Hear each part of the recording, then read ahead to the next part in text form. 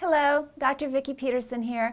I wanted to speak with you today about a new study that just came out last week. It was published in Newsweek, and it had to do with sleep and sleep deprivation and how it led to obesity. This concept is not new. Research into the area is not new, but the problem still exists, and so obviously we have some work to do in this arena.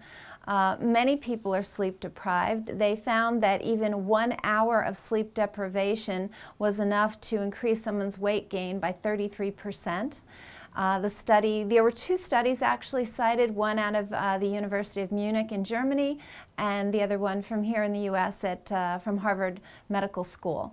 And basically what they found is that as maybe you're in this category, is that you get less sleep Monday through Friday, and then you sort of try to catch up on the weekend.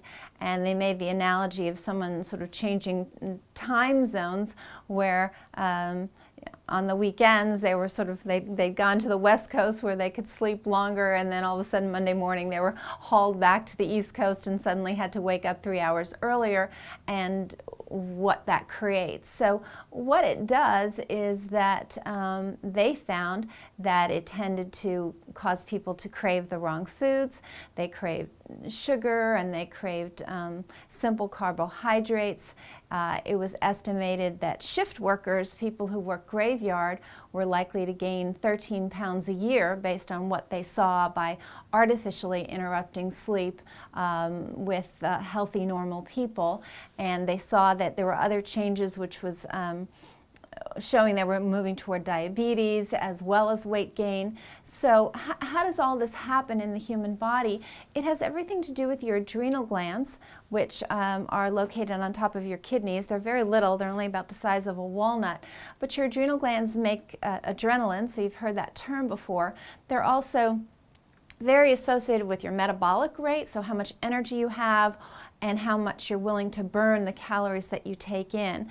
And the adrenal glands like a very stable wake-sleep cycle. So Monday through Sunday, no variations on the weekends or very little variation. So they like that stability, and they like the body to get adequate sleep. So what's adequate? Apparently anywhere from 7.5 to 9 based on research, but you have to find out what's right for you. When the adrenal glands are functioning well, you'll have a nice burning of the calories that are coming in, so your body's willing to burn. When the adrenal glands are under stress, they go into kind of a hold mode. They don't want to burn many calories, so you'll tend to gain weight because they are under stress and they feel like they need that fuel kind of for a rainy day, because the body is under stress and it feels like it's being threatened. So the body holds on to those calories. So it's very important to really get to the root cause of why those adrenal glands are stressed. Maybe it's just lifestyle. You know, you're not putting your body to bed for a long enough period of time, so therefore you have the sleep deprivation. One thing that was talked about in this study was if you need an alarm clock to wake up in the morning and you don't feel perky when that alarm clock goes off, in other words, you're not instantly ready to get up, then you are likely sleep deprived. And I absolutely agree with that. I've said to patients for years, I never use an alarm clock. I just get up when I need to get up. And so it's important the strategy here is to try to go to bed 15 minutes earlier every night until you start naturally waking up at the time you need to. Now appreciate the fact that you're likely have quite a deficit in your sleep, so you might need more initially than you will ultimately when you're caught up. So don't freak out if you need 9 or 9.5 hours initially because your body is on this deficit and it's trying to catch up. But it's critical that it does, because not only will you gain weight, but you'll be more likely, per research, to move toward the degenerative diseases like diabetes, heart disease, cancer, etc. Because that sleep hormone, that it's called melatonin, that gets secreted at night, is an anti-aging, anti-disease hormone. So you need that to come out at night when you're in that deep sleep and you're getting enough sleep. So those two are very inextricably tied. So as I said, this research wasn't a surprise to me, but it's something that we need to know as Americans, certainly, because we are sleep deprived. Apparently not much difference in Munich either, so maybe it's a worldwide issue, but very certainly here in the U.S. it is, and we almost feel guilty. I mean, I've had patients come in almost apologetically stating that they need 8 hours of sleep in order to feel normal, and it's like, that's totally fine. That's what most of us need. You know, they feel like they're not really trying hard unless they can get away with 6.5 and sort of function. So that's complete nonsense, and you'll be so much more productive, healthier, more energetic. You'll get more out of your waking hours if you get good sleep at night. So for those of you who say, gee, I'd love to sleep, I put the body to bed, it just doesn't sleep, that's another issue, and certainly one I can help you with if you come here, but there's a reason why the body is actually not sleeping at night. It can be unstable blood sugar, it can be infections, it can be toxicity.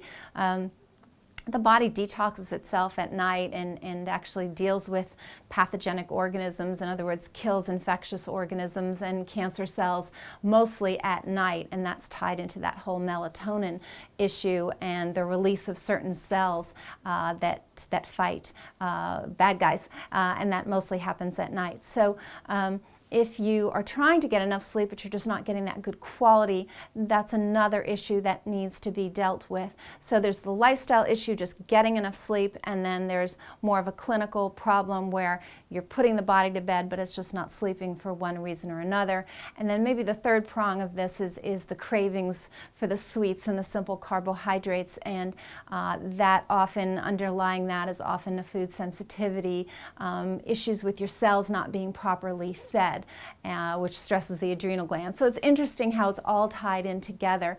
But I did want to let you know about this study, and for you as well as your children, definitely not too early to start with your children. If they're not getting up bright-eyed and bushy-tailed at the time they need to in the morning without you shaking them out of bed, do this with them. Put them to bed earlier until they can wake up effortlessly, and explain to them why. You know, they want to be healthy as well.